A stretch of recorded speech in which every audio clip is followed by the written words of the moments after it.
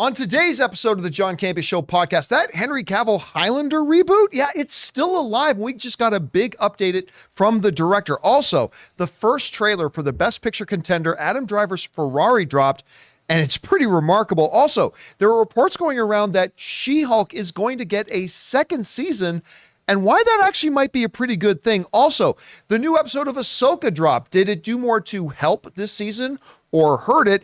And the Marvels, there's a report going around that it's going to end up by far being the shortest MCU movie yet. Good or bad? We'll talk about that and a whole bunch more. The John Campea Show podcast starts right now.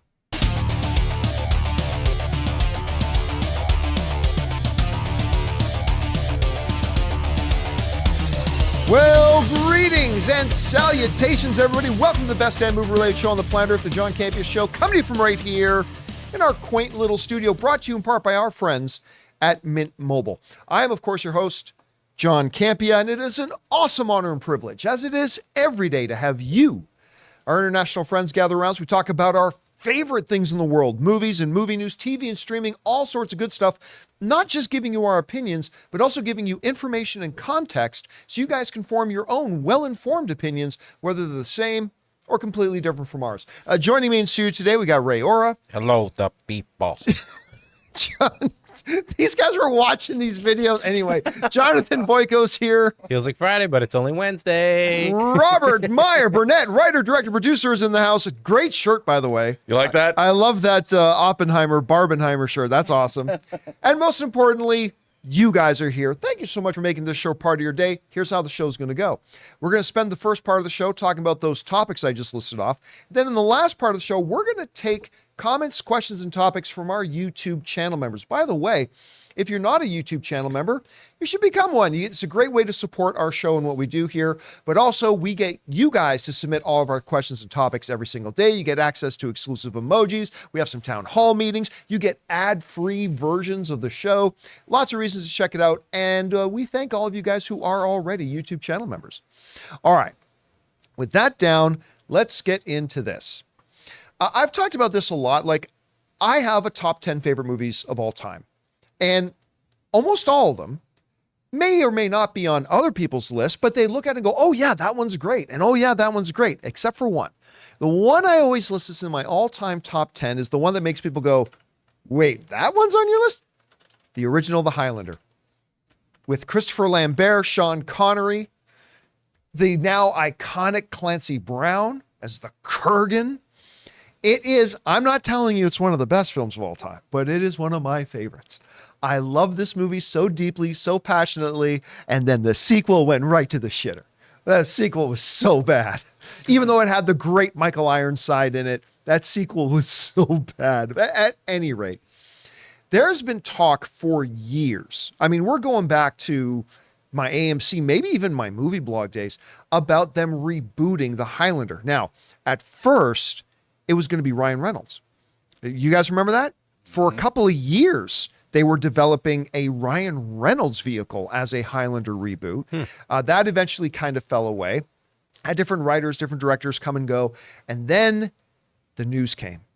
Henry Cavill, my boy Henry, was going to be in it. And one of the John Wick directors, Chad Stahelski, was going to be the director of it, dude who really knows his action. And the heavens opened up, the angels sang, and all was good in the world. Well, that was about 32 years ago. It's been a long time. And actually, we just recently, maybe last month, we had some of our viewers writing in questions and asking, is this thing even still happening? Because we haven't heard anything in forever. And even I was like, I haven't heard that it's been canceled, but I'm starting to wonder if it's still going on. Well, good news. The director of the film, Chad Stahelski, was just on the Happy, Sad, Confused podcast, which my business manager is actually producer of that show, as a matter of fact. But they had Chad on. They specifically asked him, and he reassured everybody, hey, yeah, this movie's still coming. It's still in development. And he even gave us some insight into it when he said this. I think we have some very good elements now. The trick is when you have the tagline, there can be only one. By the way, he missaid it there. This is a little pet peeve of mine. It's not there can only be one. It's there can be only one. Anyway, that's it. You can't just kill everybody the first time. I'll say it for you first. Our story engages a lot of the same characters and stuff like that, but we've also brought in elements of the TV shows, and we're trying to do it as a bit of a prequel to set up The Gathering so we have room to grow the property. All right. So a couple of interesting little nuggets there. Number one, that they're going to be incorporating some of the lore from the TV shows. Of course, there was the big major, the Highlander TV show. What was the name? Adrian something or other? The actor? Yeah, the actor. He had the long black hair. He was actually really good. He was really good in the role. I didn't love the show, but I kind of liked it, and he was really good in it. Adrian Paul? That's it, exactly. Adrian Paul. No relation to Logan, as far as I know.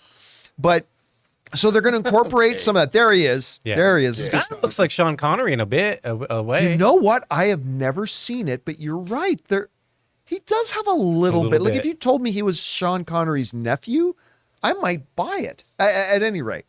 So they're incorporating some of that into it. But the big thing for me here is that they are looking at this as a franchise. And I love the way he's thinking ahead, saying, we're not going to kill everybody in the first movie because we want room to grow. We want to be able to go somewhere. And ultimately, like the first Highlander movie, it even begins with the fact that the gathering is happening. For those of you who don't know anything about the Highlander lore, throughout history, immortals have been born. They don't know why. They don't find out that they're immortal until their first natural death, and they have no idea, but they all have this one compulsion that they know that at some time in the future, they're going to feel an irresistible pull to go to a far off place, and that is where the gathering happens, where they will battle each other until there's only one left, and they will win what they only know to be as the prize. They don't know how, they don't know why, they don't know how they're created, any of that kind of stuff. It's marvelous. It's fabulous mythology. I love the Highlander. So the idea that they're not going to actually climax the gathering right in the first movie is kind of a cool approach. Anyway, Rob, I am obviously tickled that, first of all, I love Highlander. Getting Henry to be, Connor McLeod. I'm super stoked for this, that, but I also like what I'm hearing about their philosophy and their approach to the movie. What do you think about this? Is this a movie that even should be remade? Do you think the right players are involved? What do you think about what he's talked about here? Should they make just a more beat for beat accurate recreation of the first movie? What do you think? Well, the first movie is so much of its time. It's so true. With the Queen soundtrack. Oh, the awesome Queen soundtrack. And Russell Mulcahy, who directed the movie, really cut his teeth doing Duran Duran music videos. And then he made a movie called Razorback about a killer pig. And it feels like you can't get more 80s than Highlander. That said, it's badass. I mean, there's just something, the way you shift between the modern day and then the flashbacks into the past. The camera would go into the water in one era and come out in another era. The transitions were beautiful. It was, very music video photography. But like you said, the mythology is so interesting. And I thought, if you go back, I recently rewatched the movie, and I was struck by all the other characters, like the other immortals that McLeod is friends with. Right. You see them briefly, and some of them you see longer than others, but I'm like, these are really cool. Like, these people liked each other, and I think hearing the comments from the director here makes me think, like, okay, the TV show did introduce a lot of cool stuff to the mythology. You got rid of that horrible alien planet, which said that the immortals were not from Earth. Which, by the way, was introduced in the second film. Terrible. Just And by the way, do you ever notice that, like, once they got to Highlander 3, everything in Highlander after that just pretended that Highlander 2 didn't exist? They got rid of that stupid thing. Well, because it made them not human anymore. Yeah. It's like, if they're aliens, who cares if they kill each other? And they were alien criminals, right, whose criminal punishment was to go to Earth and be immortal. Yeah. That was your punishment. I mean, it just so didn't dumb. work out. So this actually is exciting, and especially if they're planning it from the beginning, that they have a plan. It's nice to know that, hey, you're going to make a trilogy or something. You've got a plan. That's fantastic, and that means Kathleen Kennedy's like, you're wasting your time. Yeah, don't bother. Don't bother with the plan. Well, but no, I did think it sounds to me good. I'm excited because it's, you know what? Even though the sequel number 2 is terrible, there's the one with Mario Van Peebles. I think Which it's I think is third the one. third one. Yeah. I think that we just like the idea of Highlander. So if you get a good Highlander remake, why not? I'm keeping my fingers crossed for this very, very much. All right. With that down, let's move on to this, shall we? Yesterday, we talked on the show about how with the strikes going on, the strikes have already kind of upended the Best Picture race for the upcoming Academy Awards, right? And we talked a little bit about how it could be upended even more with certain projects might also move depending on what happens. But one of the films that was on that list, and we used Variety's predictive list as to what the 10 nominees will be now that Dune is out of the picture. And one of the films listed that hasn't come out yet and a lot of people haven't seen, or some people haven't even heard of, is the new Adam Driver film, Ferrari, directed by Michael Mann. And they finally dropped the trailer for it today. Let me say this. This is not the best trailer of the year, but this is a phenomenal trailer because right up until the last 5 seconds, there's not one word of dialogue in it. It's imagery and it's sound.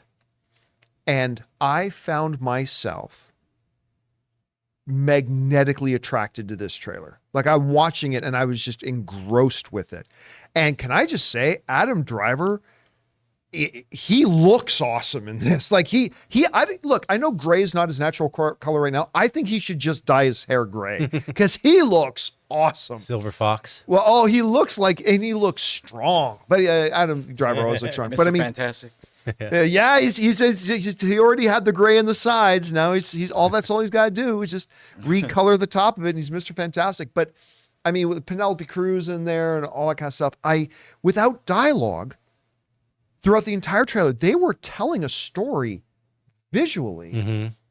And then when they throw in the one verbal line at the end of the trailer, it was the perfect line because it tells you so much about the character. He says, "When you get into one of my cars, you get in to win." Like that, if you're going to pick one line to put at the end of your trailer, that was it. Rob, you and I haven't had a chance to talk about this trailer yet. No. It just dropped this morning. I loved this trailer. What did you think about it? Well, Michael Mann's one of my, favorite filmmakers. And when he's working in the area of reality, like The Insider or Ali, I mean, The Insider is an incredible, it's a totally different kind of a movie. Love that movie. But Michael Mann, he brings such authenticity to everything that he does. And he's been trying to make this movie for 30 years. And it's, in a way, it's kind of a prequel to Ford v. Ferrari because it comes really before that. And I love the fact that he went to Italy, he shot this movie in the places where it really happened. And like you said, Adam Driver, I was like, Adam Driver. But he looks like Ferrari. I mean, He looks, like you said, his gray hair, the suits, the authenticity of it, the fact that they got I don't know if they had to rebuild those cars. They probably did. He's loving playing Italians lately, I isn't know, he? I He's know. playing these Italian characters a lot. I just think this movie looks phenomenal. We talked about it when I was on Monday, like what are some of the Oscar contenders? We totally forgot about this movie. Yeah. And I totally forgot about this movie until the trailer. I'm like, oh my God. I watched it like 4 times. Even the color palette has like a bit of a sepia. Yeah. Yes, it does. I mean, I can't wait to see this movie. I mean, I'm just glad. Again, Michael Mann, like Martin Scorsese, a filmmaker, I believe in his 80s. We don't have a whole lot we're going to get from him, and it's great that we're getting this. I mean, a real passion project that's been with him for 30 years. I expect great things, John. Yeah, I think this thing looks fantastic. And after watching the trailer, I'm like, oh, that's why Variety had it on their potential favorites list, even ahead of Napoleon. Yeah. Which was kind of weird, but that's another topic for another time. What do you guys think about this trailer? I actually thought it was really phenomenal. The first trailer doesn't have to give you a lot because it's just supposed to give you a taste, a feel, the DNA of it. And man, just with the constant sound of the revving engines and then the Italian countryside and the cars racing through the streets, man, it got my heart pumping. I cannot wait to see Ferrari. All right, guys, listen.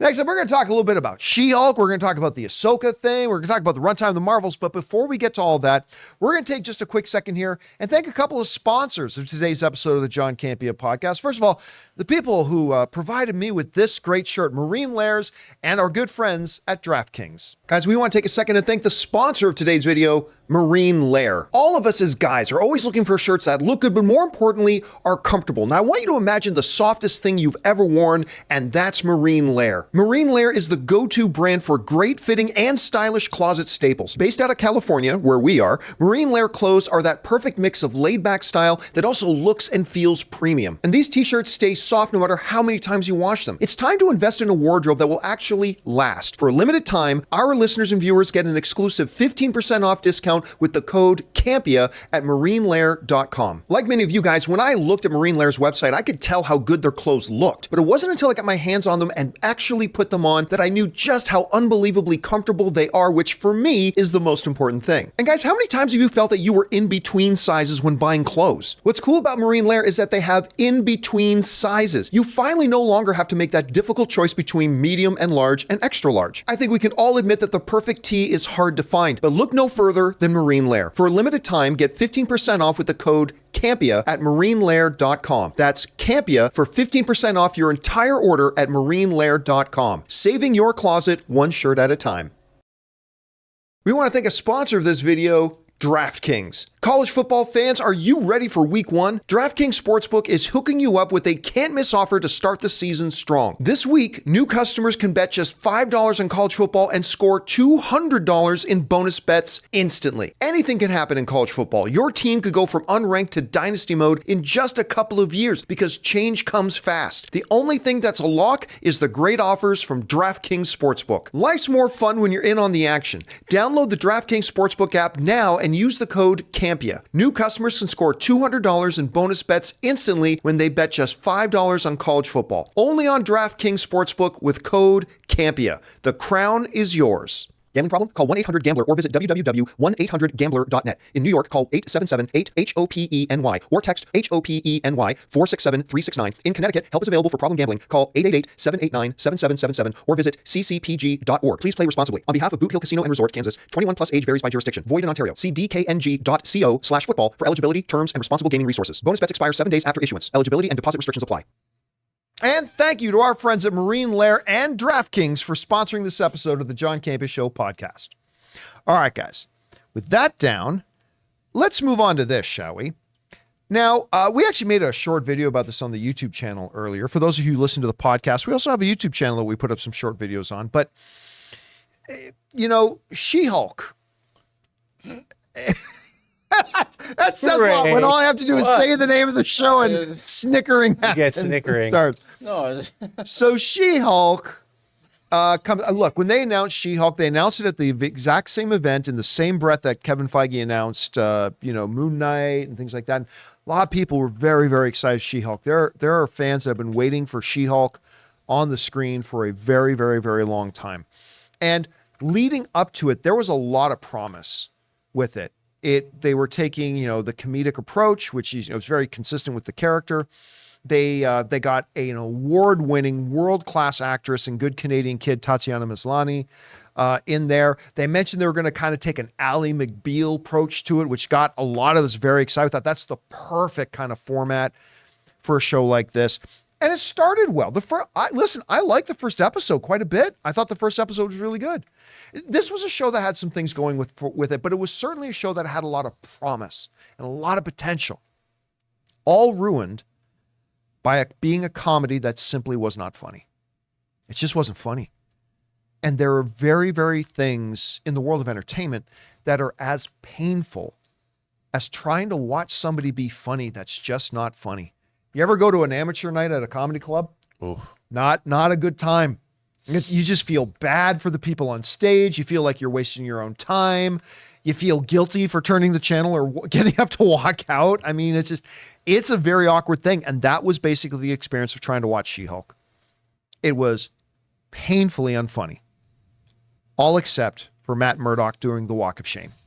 That's one of the funniest things that Marvel's ever done in any of their movies. It only lasted for 3 seconds, but it made me laugh. He's even carrying his shoes. It was done so perfectly. I absolutely loved that. That aside, a dreadfully, painfully unfunny show. And by the way, it's all subjective. If you watched it and you were entertained by it and you did think it was funny, that's awesome. I'm only speaking from my own experience, okay? We're all going to have different experiences with it. But for me, dreadfully unfunny. And if you're a comedy that's not funny, nothing else you do matters. Nothing else matters. You could have had the greatest characters, the greatest villain, which they didn't, but you could have had all that And it still would have been a failure because it's a comedy that's not funny. Now, them trying to make a comedy is not the problem. Because Rob, you hear it too. I always hear like people say, well, you're going to make this comic book movie or comic show. I just hope they don't fill it with jokes. Don't fill it with jokes. That's not the problem. Because Rob, I brought this up earlier today. You weren't here for this. I brought this up earlier today, but I posed this question to you as well. I put it to these two guys. I'm going to put it to you now. Have you, in your experience with online and the people you know, have you heard one person say the following? Yeah, it's okay that they're doing Deadpool 3, but they better not fill it with jokes. Nobody says that. I can honestly say, John, I've never heard that before. Never heard a single person say Never. that, right? And those are comic book movies that from beginning to the end credits are packed with jokes. The difference is it's funny. They're funny jokes that make us laugh and we are entertained by it. So it's not the fact that it has jokes, it's the fact that they have bad. Big difference, Rob, I said this earlier too, between Thor Love and Thunder and Thor Ragnarok. Thor Love and Thunder had a few more jokes than Ragnarok did. The difference is the reason those movies are night and day from each other is because when they had jokes in Ragnarok, they were freaking hilarious. And in Love and Thunder, they had a couple that hit, but in generally they were not. So here's why, Rob, I think that if they are going to do, because you can see this report here, you can bring this up on the screen. There are reports going around today, you've probably seen them online, that Disney's planning a She-Hulk season 2. Now, whether this is completely true or not, I'm not sure. This isn't coming from Disney itself. This is coming from Scoopers, and Scoopers, it's a coin flip about whether they turn out to be true or not. Sometimes they are, sometimes they're not. But if this is true, Rob, despite all the crap I talk about the She-Hulk series, here's why I'm all for it, for them to do season 2. Because we talked about how there was all this promise for the show and there was all this potential. And they certainly had a couple of things right. They had the right actress. I actually liked the character she played. And the philosophical approach to the show of trying to be like an Ally McBeal kind of legal procedural and stuff like that. I know some people didn't. I liked Matt. I thought Matt and Jen were a really good pair on screen. I really did. I still think all the potential's there. I honestly think if they take the right lessons, and who knows if they will, but if they took the right lessons, came in, got the broom, swept out that writer's room, brought in people with some real serious comedy television experience who know how to write humor and know how to attach it to these characters, I still think this could be a very good show if approached by people who know how to write comedy and you make it funny and you make us laugh. There's a lot of Deadpoolisms with this character, obviously not as R-rated. But anyway, Rob, what was your general overall enjoyment level of the first one? Like, it's not the first season wasn't the worst thing I've ever seen, but not so good. And do you think they should even bother with the second season? What do you think? Well, look, I liked the cast and I liked her a lot. And the thing that really bothered me about the show, not just that it was unfunny, but it has a great premise. I mean, her idea exploring the MCU through legality. Loved like it. What happens. Love that idea. And they did everything they could to move away from that. The times that we actually saw certain elements in the courtroom, like that crazy like fairy character, I mean, whenever they did that stuff, it was really funny. It was really interesting, or the immortal guy who kept dumping the women, leaving his women. I mean, all that kind of stuff. Yeah, that stuff worked. That was stuff, and I'm like, well, why didn't you do more of that? I mean, and they could have veered from that kind of. I mean, that wasn't actually the immortal guy was very funny, but there was also a really interesting ethical question there. So even though it was funny, there was something interesting that would have made, if you wanted to explore the legality of that would have made for an interesting case. Yes. You know, and I think I would love to see more of the MCU explored that way. Like, what does it mean to be a superhero when you have to get insurance if aliens attack? And what's the legal ramifications of a work? Because I remember you and I talked about this specifically before the show started. What in this Marvel world now where the supernatural is now a common thing in that world of the MCU that people live in, what does that mean legally for a lot of stuff, right? And that's the part you got really excited about. Absolutely. And I thought it was interesting because it seemed like the writing staff had no interest in really doing that. Yeah. And I thought that was sort of really odd because, you know, when you come up with a great premise for a show, part of when you're prosecuting that premise, you want to make sure that it's done correctly. And I think the best shows really make the most of their premise. And that's what, because Tani Maslany, she's a great actress. And she was awesome on the show. But every episode seemed to be so disconnected from the episode before it. And by the time you get to the Kevin Feige robot, I was like, what is this show even about now? Yeah, you're jumping on the Netflix and the Disney Plus home screen for your TV. I'm like, okay, you guys you're way off the rails of what this show should and could be. Because like you said, the walk of shame, Daredevil going home was absurdist, but also hilarious because I'm sure that happens to superheroes now and again. And we just don't think of it in the context of an MCU movie, but this show could show that. And that was earned. And that's what made it funny. Yeah. Yeah. You know what? It's not that they should have just had one big storyline in the show, like an Ally McBeal legal procedural. Every week's a different case. But you almost could have made something out of when they start with Abomination, right? That there's an interesting story there because you got Abomination. A guy who, even if you go back to his Hulk movie, right, he wasn't an evil guy per se, right? And this whole idea about, I tried to kill your cousin. And there's a moral dilemma. There's an emotional dilemma. There's an ethical dilemma. But I have reformed. But the reality is I'm still a walking nuclear bomb. And like, there's some really cool, fun things you could do with that. And they played with a bit, but like, then they took him and said, I live on a compound now with that was my the worst. groupie flower children. That whole compound thing, it just terrible. made So dumb. You know, Rob said it like, okay, so the two parts of this, and you guys marry it together really well because you're like, okay, the writers didn't get comedy, apparently, but then they also weren't comfortable writing courtroom drama. So they would, they would be like, yeah, we get it, but let's get away from that.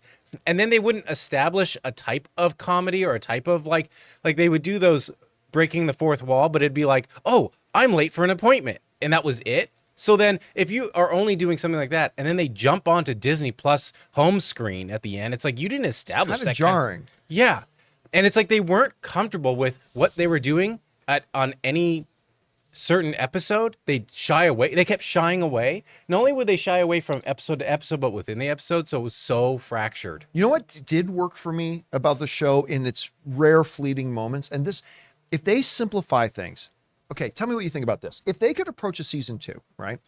Or if they had done this with season 1, where you truly do embrace the Ally McBeal nature of it, each week, because it's only, how many episodes was it? 6, 7, 8? It was somewhere I think it between might 6 have only and 8. been 6, I want to say. I'll look it up. But if you had each episode a really fun, interesting new case about something that could only happen in the world of the MCU, all while Jen is trying to navigate Oh, it was 9. a dating life while now being She-Hulk. Because the times they were touching on her trying to figure out how to even have a personal life, a dating life, I found that those rare moments I found kind of charming. Right. So if you could have a really good episodic court case by court case deal, because that's what Suits is. What you're Suits- saying is stay focused. Yeah, Suits is every week a new case they got to deal with while expanding on the individual character stories, and that's now the biggest show in the world.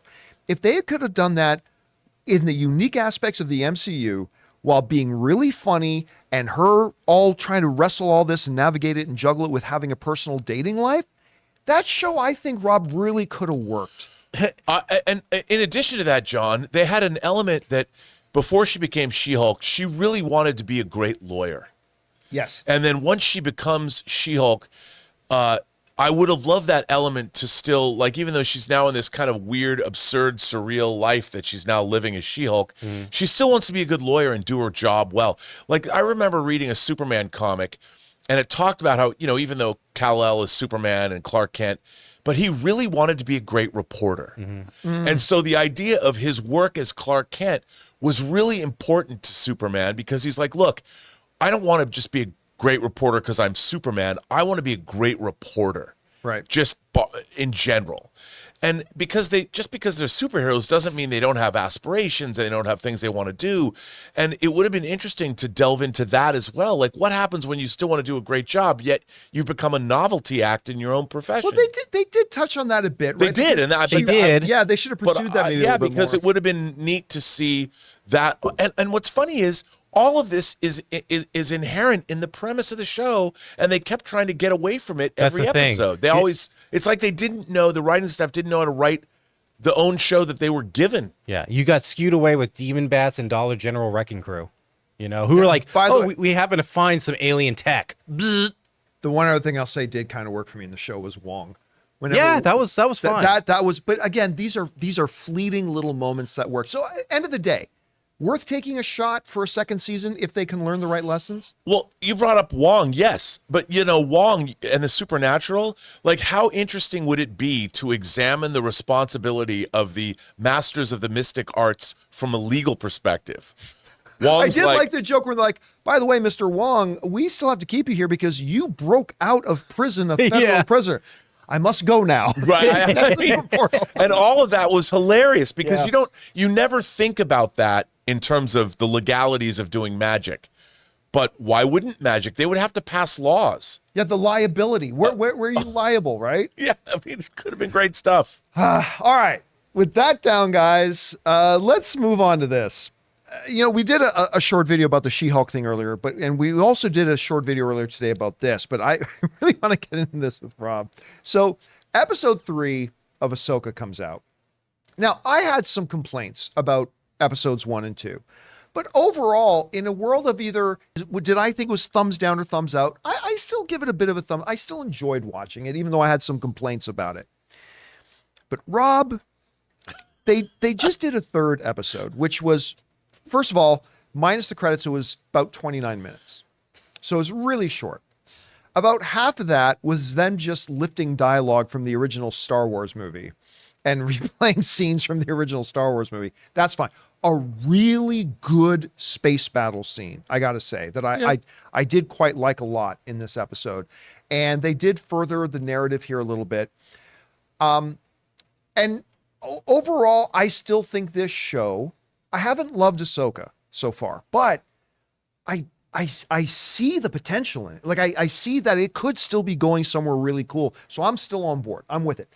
But Rob, especially after yesterday's episode, something that is really bothering me is just how impractically stupid the people who live in this universe are.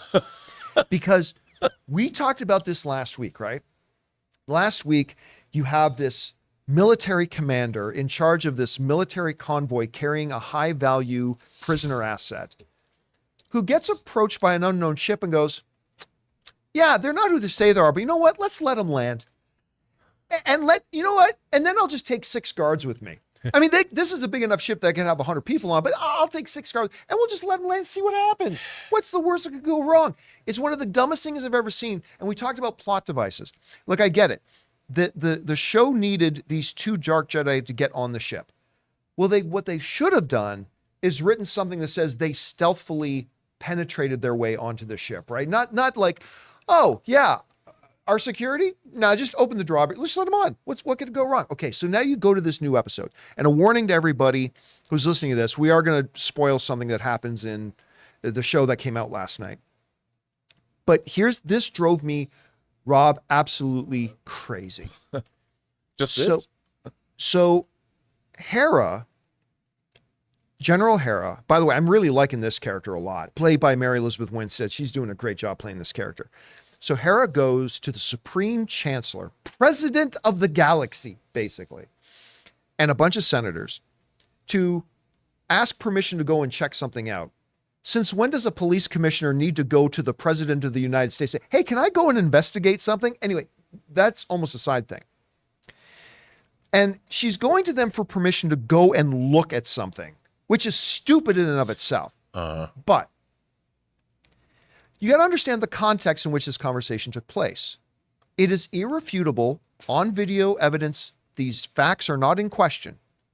A military New Republic convoy was attacked by dark Jedi, which should be The whole fucking galaxy is on red alert right now because there are dark Jedi out there again. But a military convoy attacked by dark Jedi, which we have on video, who broke out a high-value military asset prisoner.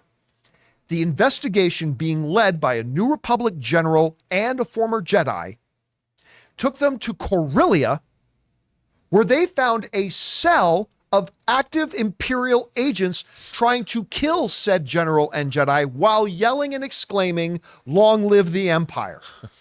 At that place, they discovered that they had secretly built a giant hyperdrive core that they would have no idea what that would be used for, and then stole it away from the planet. Again, all these facts are indisputable. And the general, quick thinking, put a tracking device on it so they know where it went. So the general, Hera, goes with all of this evidence and says, hey, I need permission. Why she needs permission to go look at something, I have no idea. But I need permission to go and check it out. To which the Senate replies, nah, we're sure it's nothing. We're sure it's fine. Our military convoy attacked. There are dark Jedi, Imperial cells, giant hyperdrives being built. We've got the location, and you're saying, nah. Again, lazy writing. Because I get it, Rob. If they needed a plot device where they needed Sabine and Ahsoka to go and face it alone, then wouldn't it have been made more sense to say that the villains orchestrated or feigned an attack on a local outpost in the other direction, and the Senate says to Hera, you're right, all this evidence is very troubling, but right now we need you somewhere else. There are reports coming in that an outpost over here with 2 million innocent civilians is being attacked. We need you to take your fleet right now. Go check that out. I mean, that would have made more sense, right? But instead of just having the Senate go, nah, I'm sure everything's fine. I mean, that is just one of the dumbest things I've ever seen. And so I've been waiting for you to come in today to tell me what you think, what you thought about the episode. Well, I think that you just summed up that all three of these episodes have problematic writing in them in terms of how rational people would behave.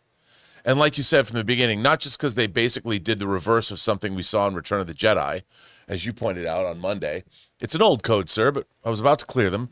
I mean, we've seen this before, the same beat. It makes our heroes or people on our side look dumb immediately. And that's the first scene in the show. And then we watch these relationships, and since when does anybody in an action-adventure franchise go to the government and ask for permission? They just do it. If that's what heroes do, we have to find out where it's going. Well, let's go. They don't, well, hang on a second. Let me, because then whatever was going to happen might have already happened. She wasn't asking you to mount a planetary assault. She's saying, I want to go check this out. Why do you need to ask permission? I mean, she disregarded their order anyway. Yeah, absolutely. And it doesn't, when I watch this kind of thing, I'm like, is anybody reading these scripts and going, hey, are you getting notes? Because these are basic screenwriting 101 mistakes. And in a Star Wars show, I have a feeling these scripts, and let's not talk about, they're playing a little fast and loose with the Force too. And they're saying interesting things like, I've seen arguments online that have erupted. Well, can anybody use the Force? And I'm like, well, Yoda does say in Empire Strikes Back, the Force surrounds us and binds us. It's everywhere. But in terms of, and I think that everybody can the lesson I learned from Star Wars is that the first Star Wars, everybody could tap into the Force, because it is surrounding us. Not everybody's good at it, but there are various aspects to the Force. They call that being Force sensitive. Yeah. It was like in Rogue One. I'm one with the Force. The Force is one with me. Yeah, I mean, and that's the thing. You can learn to become, I think, Force adept, but some people... But yeah, there's this mythology going on. There's all kinds of craziness happening. I just want to believe that the characters from one scene to another are doing things that make me believe the story that they're telling is worth watching.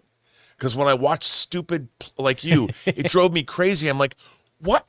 Why are you asking for permission to do something that is going? It's already happened. It's bad things are going on.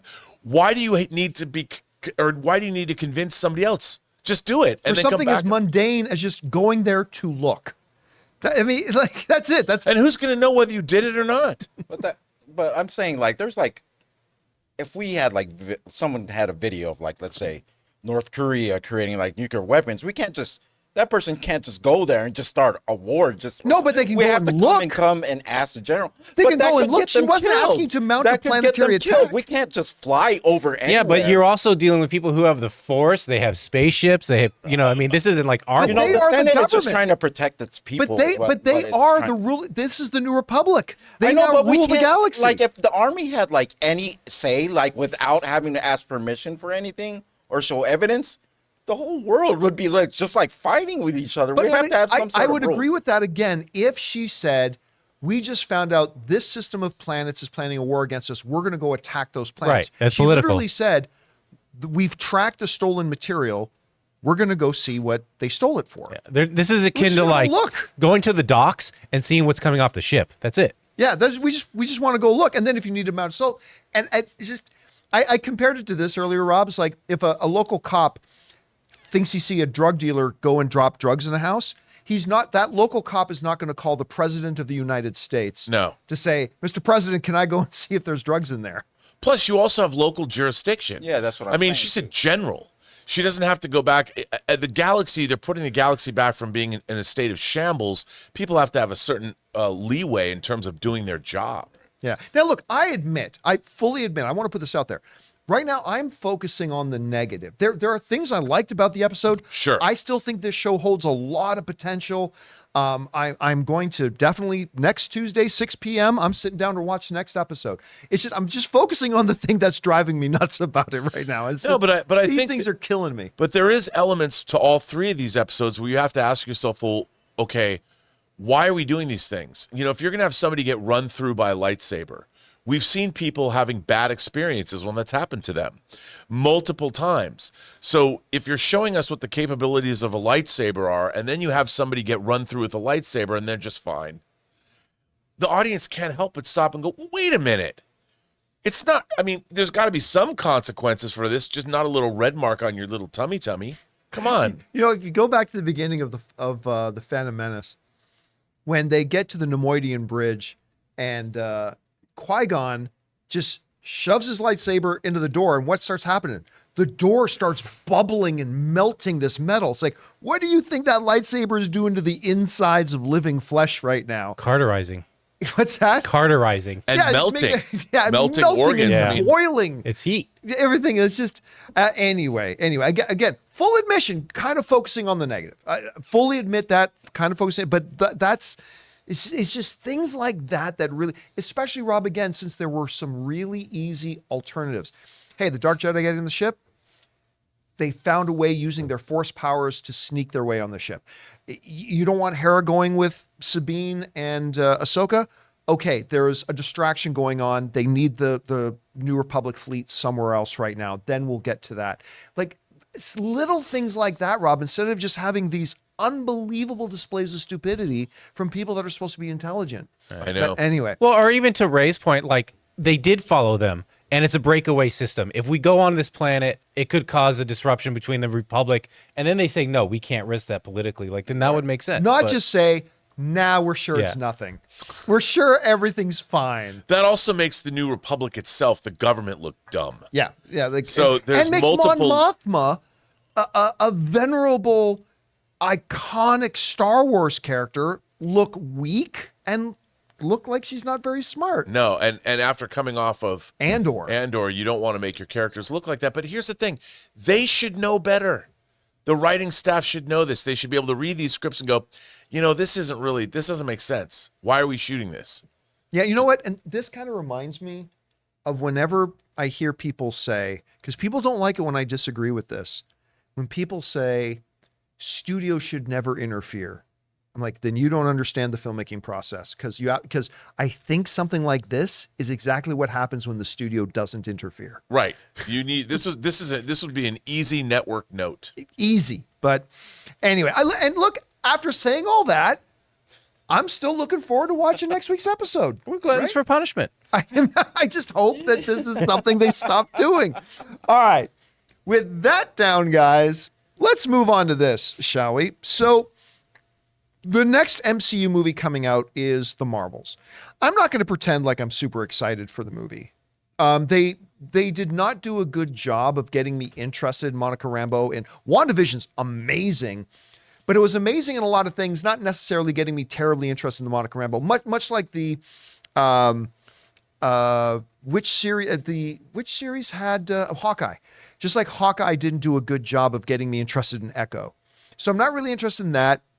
I like the Captain Marvel character, but I know what I'm getting with that. The only reason have any anticipation for the Marvels is because it's got Ms. Marvel. And I love Ms. Marvel. I love Kamala Khan. I love this character. I'll take every minute of screen time I can get with her.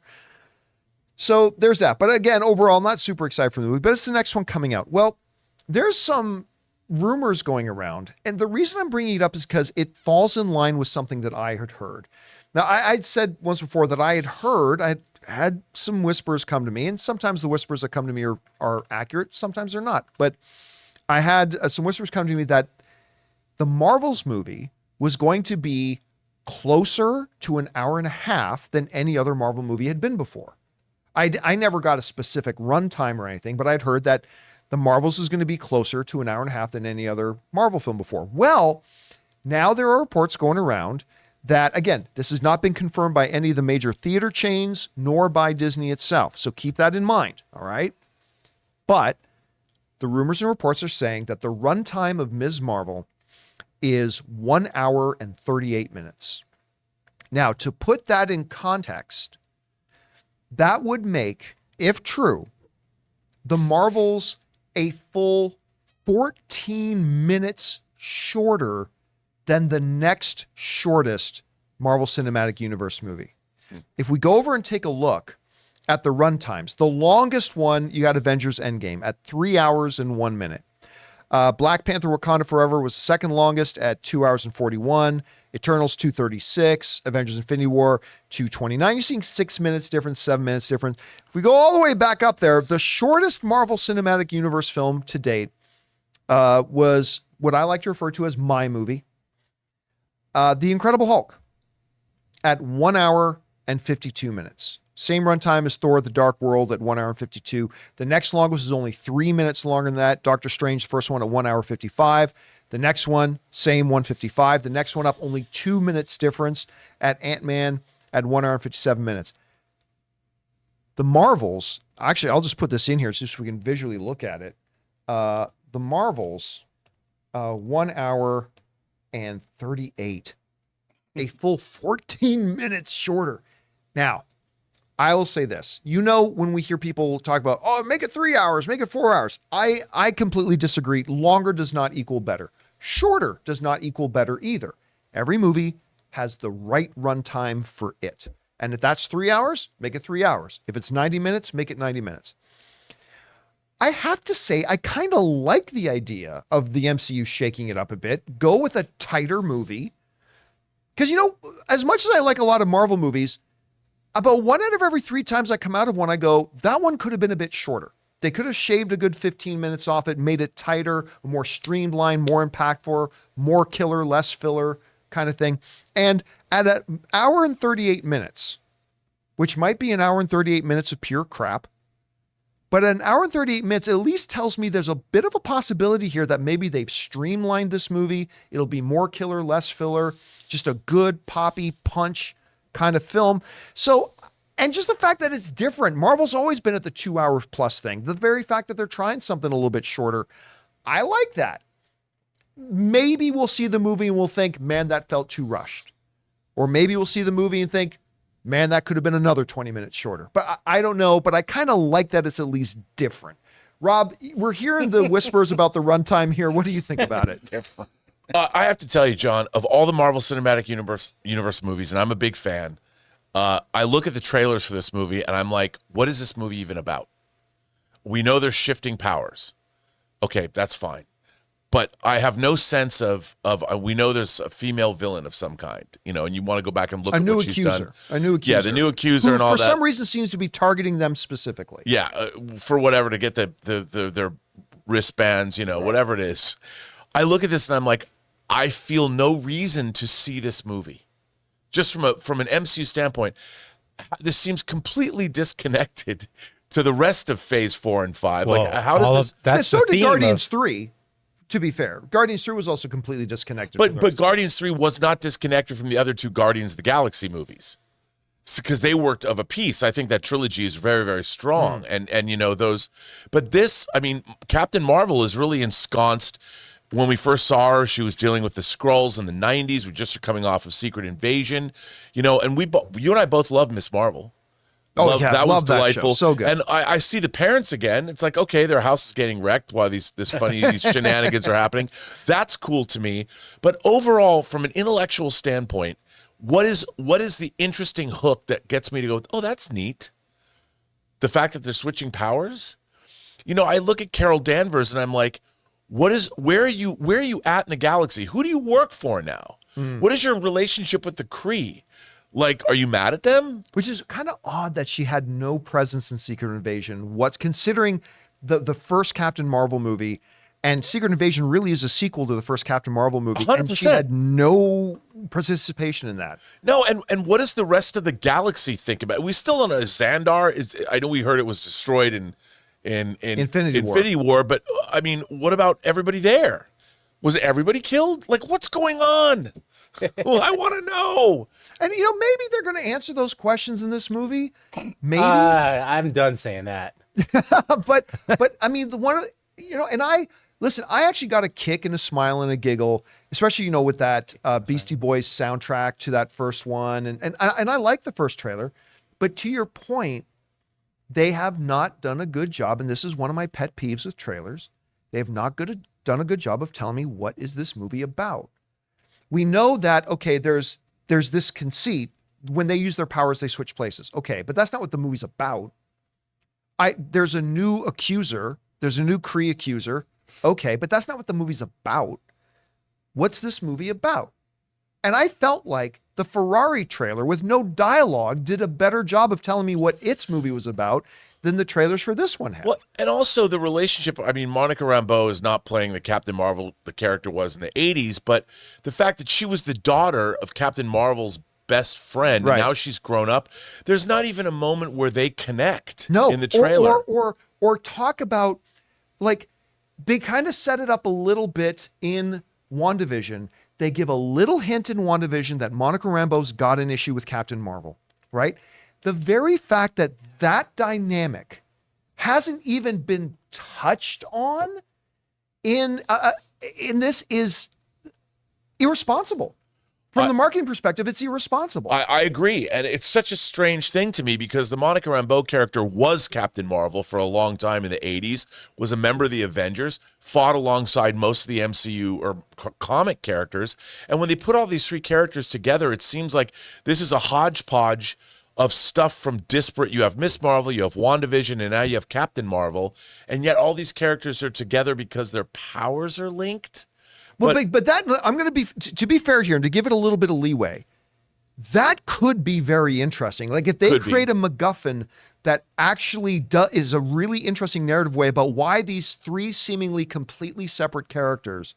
Well, obviously there's a bit of connection, like you pointed out, between Danvers and Rambeau, but to show that there's actually a tangible connection between them, that could be interesting. But again, why not hint at that a little bit in the trailers to let us know that? I mean, you've got an obvious thing, you know, it's so weird for me to see you grown up when I was a little girl and you're still the same age. Yes. Just one little snippet of that so you know that there's a relationship, one acknowledgement. But This listen, is an again, angry room I'm in today, huh? and again, listen, because of Kamala Khan, because of the Ms. Marvel character. By the way, I love this moment in the trailers. Love that moment in the trailer. But I think she is 100 degrees of precious. I love this character. Because of that, I am looking forward to seeing the movie. They have not done themselves justice and not done this movie. They've not done right by this movie in their marketing. I think they should have done a much better job. And I don't think they're going to move it. Some people are suggesting they're going to move it. I don't think that they will. But hey, look, we probably have more trailers to come. Hopefully it'll address some of those issues that you and I are concerned about, and we'll see how that goes. All right, guys, listen. With that all down, we're now going to take the remainder of our time and take questions from our YouTube channel members. We asked them a little bit earlier today to start sending in some topics and questions. We're going to address those now, but before we get to that, we're going to take a quick second and thank another sponsor of today's episode, my mobile service provider, and they should be yours, Mint Mobile. Guys, we want to take a second to thank a sponsor of today's video, Mint Mobile. Signing your life away to a big wireless provider is kind of like being trapped on a roller coaster from hell. Sure, it looks like fun at first. They probably even threw in a free phone, but now you can't get off. Month after month of insane bills and unexpected thrills, like overages and surprise fees. If that sounds like your current big wireless plan, it's time to get off the ride with Mint Mobile. For a limited time, wireless plans from Mint Mobile are just $15 a month. That's unlimited talk, text, and data for just $15 a month. You guys know before I came to Mint Mobile, I was paying triple what I am paying now on the standard big wireless plan, and I will never go back. All plans come with unlimited talk, text, and high-speed data delivered on the nation's largest 5G network. Use your own phone with any Mint Mobile plan and bring your phone number along with all your existing contacts. To get your new unlimited wireless plan for just $15 a month and get the plan shipped right to your door for free, go to mintmobile.com/Campea. That's mintmobile.com/Campea. Cut your wireless bill to just $15 a month at mintmobile.com/Campea. And thank you to our friends at Mint Mobile and Ryan Reynolds for sponsoring this episode of the John Campea Show podcast. All right, that down, guys. Let's get over and start taking some questions from our YouTube channel members. Jonathan, what do we got? All right. We got Jay Superboy who says, "Hey, John, after seeing 3 episodes, any theories who the new Inquisitor might be? Some people think Sam Witwer. What do you think?" Here's the thing. Sam Witwer's name was in the credits. Ooh. Which raises the question. I don't think his name was in the credits in the first episode, and we do see that Inquisitor. So I don't know. So that's led some real wild speculation that the Inquisitor was actually Starkiller. Now, you got to be pretty deep in Star Wars lore to get that. This comes from a video game that Sam Witwer did this character. Sam Witwer brilliantly played this one character. Now, Sam's always been very, very active in the Star Wars universe. Like, he was also the voice of the Emperor in a lot of the anime stuff. He was the voice of Darth Maul. He lost to me twice in Star Wars movie trivia. Always got to like to point that out. Honestly, Sam Witwer is amazing. I love him. Yeah. But because I don't believe, and somebody correct me if I'm wrong, I could be wrong about this. I don't think his name was in the credits of the first one, and we did see that character there. So I'm not quite sure what it is. So could that Inquisitor be Starkiller? Maybe. I still like the fan theory, and they probably won't have the guts to do it, but that Inquisitor is actually Ezra Bridger. That the Inquisitor is actually Ezra himself. That was turned. I don't know if they'll do. You got any theories about that? I don't. I mean, I want to see where this unfolds, but I do like the Ezra Bridger thing. But Sam Witwer, he deserves to be a great live-action Star Wars character finally, to really step it up and get it front and center, and I'd love to see that. But, I don't know how this show is working. I'm not buying into the transition between the animation and the live action. I think the tone, they haven't figured out the tone yet. Because I think when we see all these, it's going to be really interesting to see all these characters together and how are they going to interact. Yeah, I agree. All right, what's next? Red One Real Talk says, your discussion of Batman yesterday reminded me that we're still waiting for the Penguin series. Yes. Honestly, I'd prefer to have Matt Reeves prioritize finishing the trilogy, but what do you think? Are you interested in more of these spin-offs? I don't know that there's anything else out of that Batman movie that I'd be interested in a spinoff other than the Penguin. Colin, I almost said a different Colin. Colin Farrell, his Penguin in that movie was a revelation. It was so good. I remember watching the Batman for the first time thinking I could watch an entire movie just of the Penguin. And that iteration of the Penguin, loved it. Cannot wait to see this series. I mean, Matt Reeves is not directing the series. He oversaw the script and the development of it and all that kind of stuff. But that's already, all Matt Reeves' involvement in that show is already done. Like they're now well into making it. They had to stop production because of the strikes, but they're well underway of making it. But I can't honestly think of any other spinoffs out of it that I'd be interested in. They've already done the James Gordon stuff, both with the TV show Gotham and others. So I don't really want to see that. Penguin, that one I can't wait to see. All right, what's next? CJ Rebirth says, I hope for the Batman 2, they at least bring back Officer Martinez. He was the cop who said hi to Bruce at the funeral and explained to Batman what the carpet tool was used for. He had his own story arc, and his relationship expressed Batman's relationship to the honest Gotham PD, because at first he was like, you're bringing that guy in here. Yeah. And then he had that story arc all the way to the end where he was then friends with Batman. I completely agree. And I like the character. Rob, I don't know what you think about this.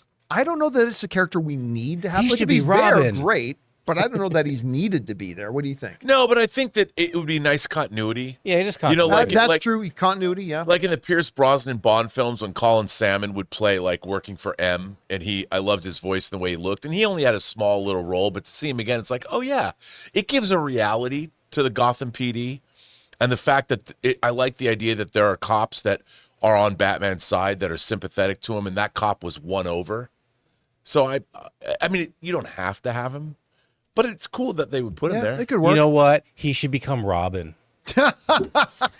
You know those conversations are going to happen. Oh, man. All right, what's next? Dork of the Ninjas writes, question that is a bit more technical. I use the Pocket Cast app for my podcast, but for a solid 2 months or so, the show hasn't been showing up with new episodes on that feed, and was trying to see if I was doing anything wrong. Okay, so a few months ago, because we had to change agencies, and there's a whole story in there that includes me getting ripped off $100,000. I wish I'd done that. My ass hurts. Ripping me off $100,000. At least we kept it in the At family. least then I know where it went. Yeah, it's just on loan. Hey, it's just on loan. Hey. I don't know if any of you have been oh ripped off of no, $100,000 before. Let me tell you, it hurts. But I can pay you anyway, back. That being said, so part of that story involves us having to change podcast servers.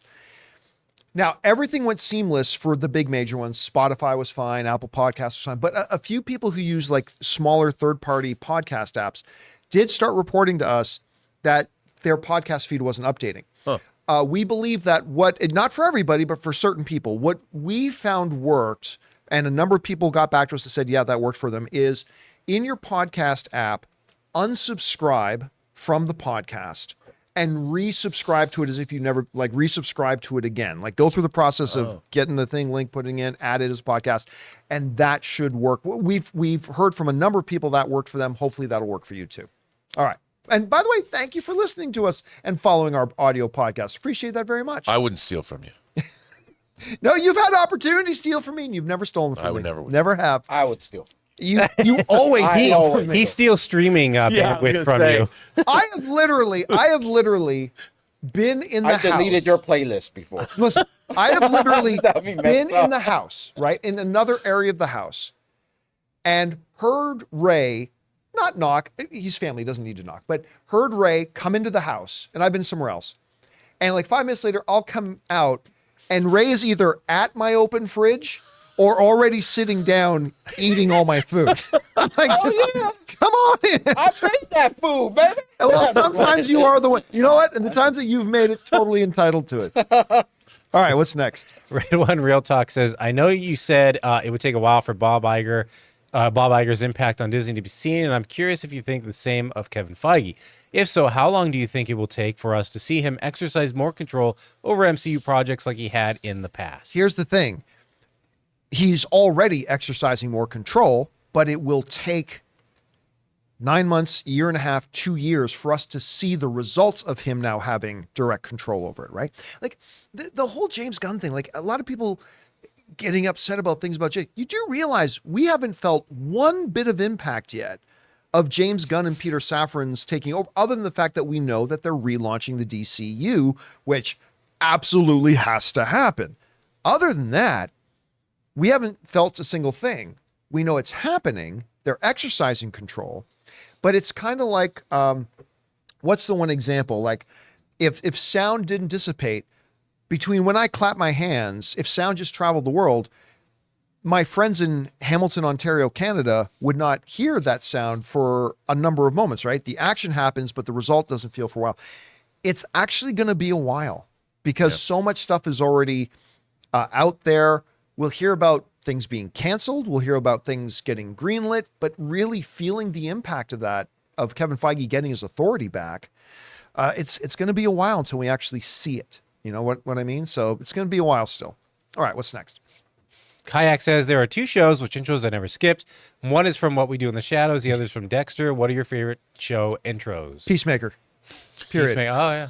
I like, not only would I sit through the opening credits of Peacemaker, I would then jump on YouTube just to watch the opening credits of Peacemaker again. Huh. But you're right. Boom, boom, boom, boom, boom, boom. Like, the well, song, you're dead, you're dead. I always watch the opening credits of What We Do in the Shadows. I don't know why. I never go on YouTube and watch them like I do with Peacemaker. But I mean, that, then that brings up another discussion about like greatest opening theme musics of all time. Like for me, the 2 are Airwolf, I think, is the greatest opening theme music. Not song, but opening theme music to a TV show ever. I love that. And what was another? Well, Knight Rider was really good. I like the Knight Rider theme song too. But I know you ever got any show openings that you will not click the skip opening credits button for? For All Mankind. Oh yeah, that one's good. Do they have a good opening credit? Yeah. It's also the music. Oh, I guess I should throw Game of Thrones in there too. I did Game of Thrones because it alludes to the story arc. It That's shows true. you the country, like the nations you're going to Yes. visit next. And I always like to see who wrote and directed the episodes too. Total side thing though, I still remember when episode 2 of House of the Dragon came out, and because episode 1 didn't, but episode 2, and it created a little bit of a debate amongst people about, because remember we had some people writing saying they shouldn't have just ripped off the first show and reused it. It's like, and I think you might have made the point, Rob. It's like, you understand that music was not the music of Game of Thrones. That's the music. That's the theme of Westeros. Yes. That's the theme of this world. And as soon as that music started playing at the beginning of episode 2, I felt my entire body and spirit transported to Westeros, and that it brought me right into the world even before the first scene started. Like, that's the power of an opening theme. I completely agree. Damn, I missed that show. Oh God, I cannot wait for House of the Dragon to come back. I'm so excited. All right, what's next? Lori Howard says, hello, fellas. Now that there's nothing new to stream, tell us one show each that you're trying to catch up on. Mine is Winning Time. That would be mine. Yeah, like Winning Time, I am 1 episode behind, but I can't watch it until Anne gets back from London tonight. She's actually in the air right now, so I'll be picking her up in the airport and then watching Winning Time once we get home. The one I'm still frustrated with myself that I haven't started getting caught up on is Warrior Season 3. Because if you have not watched Warrior, guys, you got to watch Warrior. It's so good. It's so good. But yeah, that's the one I got to get caught up on. You got one you're still not caught up on? Jack Ryan season, the last season of Jack Ryan, and also I haven't started Foundation season 2 yet.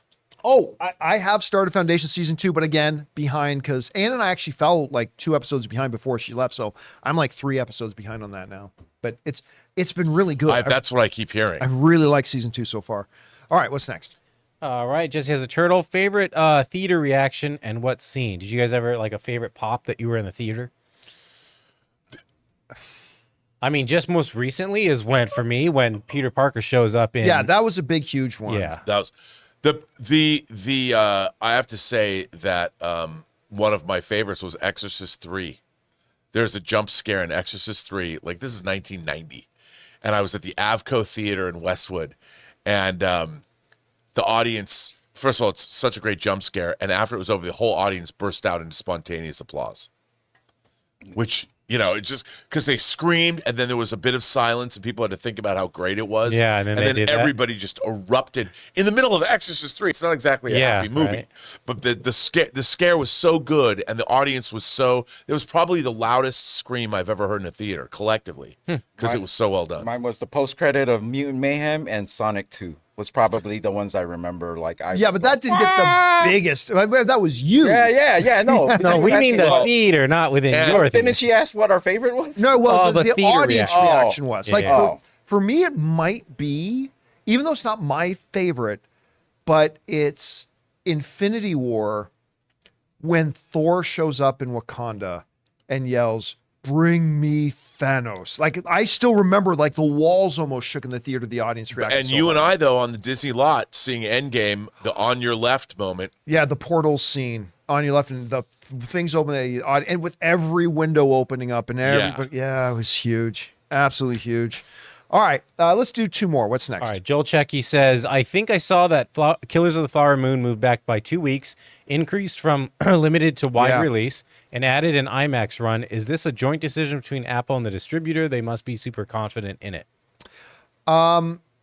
It will only be whoever the distributor it is gets exclusive rights to do that. I'm sure they might have consulted with Apple, but I mean, unless Apple, I is think the it's Apple distributor. and Paramount. Is it Apple and Paramount? Well, then Paramount would have made that been the ones to make the decision on that. But yeah, that came out yesterday, that news, because what they were going to do with Killers of the Flower Moon is actually a tried and true release strategy, rolling out a slow, limited release and then building up to a full nationwide. But I think they probably just figured, you know what? We're actually getting some pop on this movie. Let's just do a full nationwide open release, like most movies do. I think it was the right move, to be honest. Again, the slow release can work, but that's normally for smaller films. This is a Martin Scorsese, Leonardo DiCaprio, Robert De Niro film. I mean, it's not going to be $1 billion film or anything, but this is going to get some pop. So I think it was the right move. You agree? 100%. All right. I mean, especially coming off of Oppenheimer. Yeah. I mean, an adult-oriented 3-hour-long movie to make this much money, and you've got Leonardo DiCaprio in it, and you have Robert De Niro. And it's Scorsese. I think it's a great idea. Yeah. All right. Last question of the day. What's next? Norel writes, hey, John and crew, been catching up with What We Do in the Shadows recently. Wanted to know who your favorite celebrity guests have been so far. It's hard. It's not just because it's him, but the episode itself might be my favorite episode they've ever done. Mark Hamill in the Jackie Daytona episode. As an old landlord of Laszlo coming looking for his back rent. Laszlo leaves town because the Mark Hamill vampire is looking for him and assumes the identity of human bartender Jackie Daytona. I personally think maybe the best episode they've ever done, and Mark Hamill as that guy is awesome. What about you? So funny. It's so that funny. episode is so funny. I mean, maybe because it's Mark Hamill, but off the top of my head, just the whole episode, not just him as the guest star, although he was great, but that episode is so good. And the girls' volleyball team. It's so good. It's so great. That show is so good. And you know what? I don't know if you've been catching up on the new season, but last season was good. I felt it lost a little bit of steam, but it was still really, I found they were like right back on their game. And it's weird too. I mean, they go in some strange directions. And the fact that it stayed this fresh for this long, it's really one of my favorite shows on TV. My favorite episode Can I say this TV? year. Yeah. My favorite episode this year so far. The next door neighbor, Laszlo's best friend, Sean, the human character who doesn't know they're vampires. He decides he's running for public office. And he's got this. He decides he needs to appeal to the gay vote.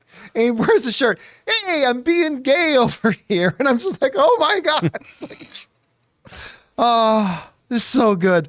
Also, anyway, guys, that'll do it for today's installment of the John Campea Show podcast. Thank you so much for being here and making the show part of your day. Big special thank you to our YouTube channel members for sending those topics and questions. Number one, by being YouTube channel members, you help support what we do around here. So thank you for that. And also giving us great fun things to talk about today. So for people in the room, Ray Ora. See you later. Jonathan Voico. See ya. Writer, director, producer, host of Robservations, Robert Meyer Burnett. My name's John Campea. And until next time, my friends, bye-bye.